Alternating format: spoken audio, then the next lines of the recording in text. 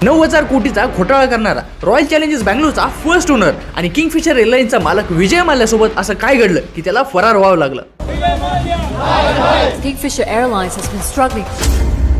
विजय माल्याचं म्हणणं आहे की इंडियन लोक मीडियाच्या प्रत्येक गोष्टीवर डोळे झाकून विश्वास ठेवतात. त्यांना खरं काय खोटं काय हे माहीतच नाहीये. 2008 नंतर जो ग्लोबल फायनान्शियल क्रायसिस आलता त्यावेळेस विजय माल्याने गव्हर्नमेंटला रिक्वेस्ट केली की किंगफिशर एअरलाइन्सला डाऊनसाइज करायचं, कारण त्यावेळेस कंपनी त्या सिच्युएशन मध्ये चालू शकत नव्हती, इव्हन सर्व्हाइव्ह सुद्धा करू शकत नव्हती. पण गव्हर्नमेंटने त्यांना परवानगीच दिलेली, त्यामुळे एअरलाइन्सला कंटिन्यू लॉसेस करावं लागले. अकॉर्डिंग टू द प्रूफ्स जे विजय माल्याने दाखवले की टोटल होतं 6,203 कोटीचं, जे Kingfisher airlines, United breweries, Vijay Mallya आणि किंगफिशर फाइनवेस्ट चौघांना मिळून फेडायचं होतं.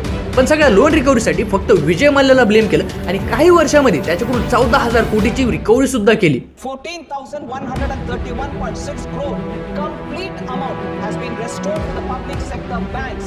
आणि ज्यावेळेस विजय माल्याने बँक्सला 14,000 कोटी रिकव्हरीचे स्टेटमेंट्स मागितले त्यावेळेस बँकने त्याला कसलाच रिप्लाय नाही दिला. त्यानंतर त्यांनी इंडियन बँक सोबत सारखा सेटलमेंट करण्याचा प्रयत्न केला, पण बँक्सने त्यांना हे बोलून रिजेक्ट केलं की तुमच्यासोबत सेटलमेंट केल्याच्या नंतर इंडियन गव्हर्नमेंट आम्हाला सोडणार नाही. विजय माल्याने सांगितलं की ज्यावेळेस ते लंडनला निघून गेले त्याच्या आधी ते फायनान्स मिनिस्टरला भेटले होते आणि ते लंडनला जाणार आहे हे त्यांना आधीच माहित होतं. आणि ज्यावेळेस ते लंडनला पोहोचले त्याच्यानंतर त्यांचा पासपोर्ट जप्त केला आणि त्यांना एका स्कॅम सिस्टीम मध्ये पूर्णपणे अडकून ठेवलं, ज्यामुळे त्यांना इंडिया वापस कधी येताच नाही आलं. बाकी तुमच्या अकॉर्डिंग विजय माल्या एक फ्रॉड आहे की त्याला फक्त एका जाळ्यात अडकवलं गेलं? कॉमेंट्स मध्ये नक्की सांगा.